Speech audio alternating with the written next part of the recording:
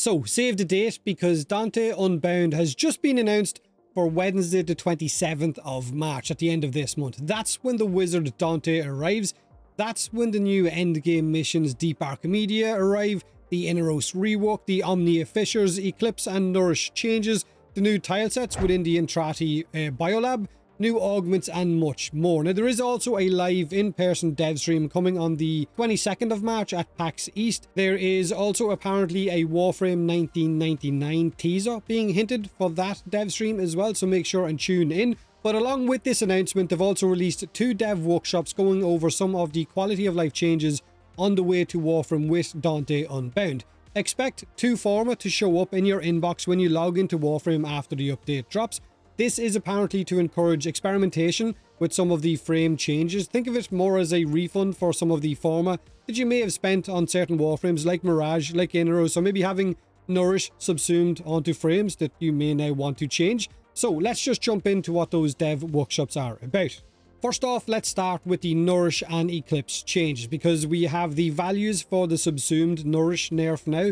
Nourish is the #1 subsumed ability in the entire game. And the reason they've decided to change it is to stop the mentality of if you're not using Nourish, then you're playing Warframe wrong. So with that in mind, they have reduced the energy regen of Nourish when it's subsumed from 2.0 to 1.6, which doesn't sound too bad, but I guess we'll know once we get our hands on these actual changes. The viral damage buff, however, has seen a 30% nerf from 75% down to 45%, which does sound like a substantial nerf. To compensate for this, they've also said that they are also going to be giving out helmet resources in your inbox when the update drops to repay some of us or some of the resources that you may have spent for infusing these abilities onto your Warframes in the first place.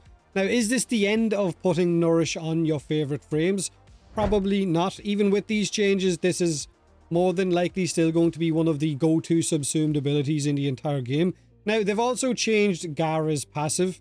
Her old passive was attached to the idea of standing in light, much like Mirage's was, which would give you a chance to blind enemies, but the game's lighting wasn't very reliable, so they've changed it to give you a 15% chance to blind enemies when she casts an ability. And each time she doesn't blind an enemy, it will scale up by an additional 20% chance until eventually a blind will happen. Next up is Mirage. Her Eclipse is now a tap or hold ability. Tap for damage reduction with her Lunar Eclipse buff, or hold for her Solar Eclipse buff, which is a weapon damage buff. So for Mirage herself, her damage buff will increase by 200% at base, and her damage reduction is 75% at base, but the damage reduction can cap out at 90%, which is a 5% damage reduction from what it originally was at 95%. Now, Mirage's Eclipse subsumed onto another Warframe, however, will give a 30% increase to weapon damage, similar to Rhino, down from 150%, which is a huge nerf,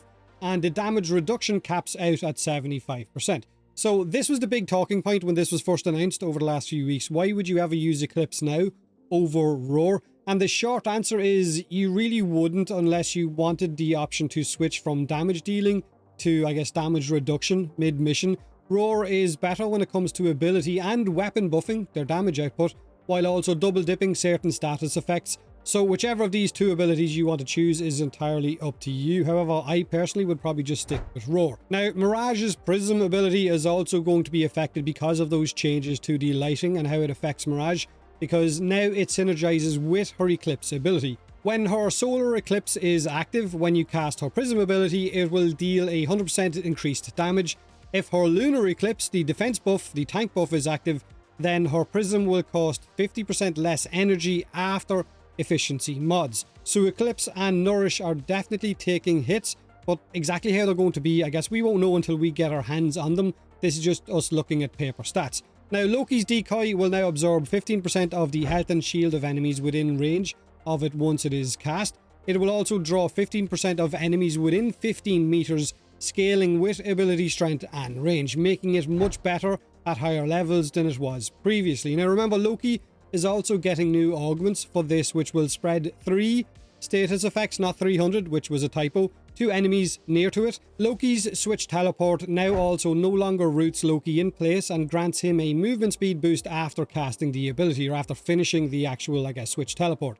Invisible frames are now also apparently going to have a new customization option for how transparent they're going to be. I mean, what's the point in fashion frame if your frame is always invisible? Right now, you'll still get to see maybe a little bit at least of what they look like. Now, we're also getting the Inaros Rework, which when they showed it off on the dev stream sounded really, really good. I genuinely can't wait to see just how good that is. But his new passive is a zombie-styled Inaros, where he will run around. If he basically dies, he can run around as a zombie, punch enemies in order to revive himself. His desiccation ability will now open up more enemy types to finishers.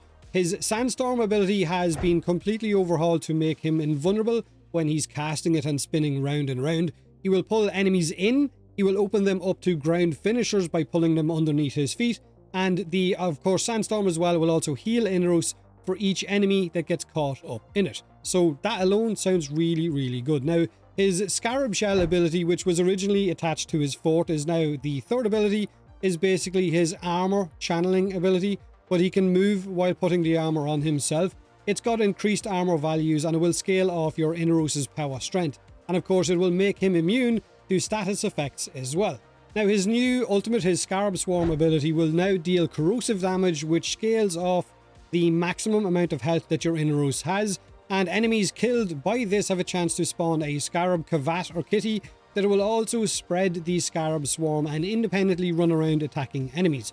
That alone, the fact that you can scale the damage output of that while also dealing corrosive damage and stripping armor, gives Inaros really, really nice choices to, I guess, maybe max his health out as much as possible and just see how much that's going to affect that ability. Now, these are the augment changes for Inaros. His Negation Swarm augment now gives him an extra life or a chance to avoid a killing blow, and his Curse will turn enemies into Sand Kitties on death and spread Scarab Swarm as well. Now, don't forget, we also have the weekly Deep Archimedea Endgame quotation mark missions, which are high-level missions for more Archon shards. For these, you're going to need to be rank 5 with the Cavia Syndicate, so if you're not, you better get your skates on and get there. You will need to spend 2 Netracell charges or keys per week to unlock the Deep Archimedea. This will give you a chance to get 5 rewards from Deep Archimedea per week. You can run these missions as much as you want until you finally get that 5 rewards. They are 3 missions back to back to back with no break in between, so you're going to have to pick your Warframe and your weapons accordingly. Think deep dives from Deep Rock Galactic if you know what they are, if you've ever played the end game with that. There is a research bar in the HUD when you're selecting these missions that you will need to fill up in order to get the rewards, and in order to fill that bar up, you're going to need to have to accept certain mission parameters, like running the missions with specific weapons, frames, mission modifiers. These are basically a challenge, right? You can do them, or you can choose to just run your weekly Netracell missions and not do the Deep Archie. Entirely up to you. If you do choose to do the Deep Archimedea, you have a chance to get 5 rewards from that, and then you'll have 3 keys left for your Netracells where you can get 3 rewards from that as well, so 8 rewards per week. At a full research bar, however, with the Deep Archimedea, you are guaranteed, I think, a legendary arcane. Now, another change coming with the Dante Unbound update is that Netracell mission drop tables are being refined to remove less rare rewards and give you a better chance at Archon shards by removing those common rewards that you really don't want to be getting your hands on. Omnia Void Fishers are also coming with the Dante Unbound update, which is basically universal Void Fisher missions, where you can choose to open any relic that you want from the original 4 eras of relics. No Requiem relics, however, can be used on these missions. Enemy Bone Widow Necromex will now be more susceptible to player damage. You won't have to rely on hitting weak points. We've also been told there are new Steel Path Zaraman and Cavia bounties coming, which will give you more standing. We've been told that there is new player improvements, there is UI improvements, there is Orbiter fast travel, corrupted jackal changes, melee slam changes, and much more. So that's what's coming on the 27th of March. I've tried to keep this video as short and sweet as I possibly could. I think I might even be talking much faster than I usually do, so if I am, then good luck understanding me. Let me know what you're looking forward to with the Dante Unbound update. Have a great day, have a great week, and as always, thanks for watching.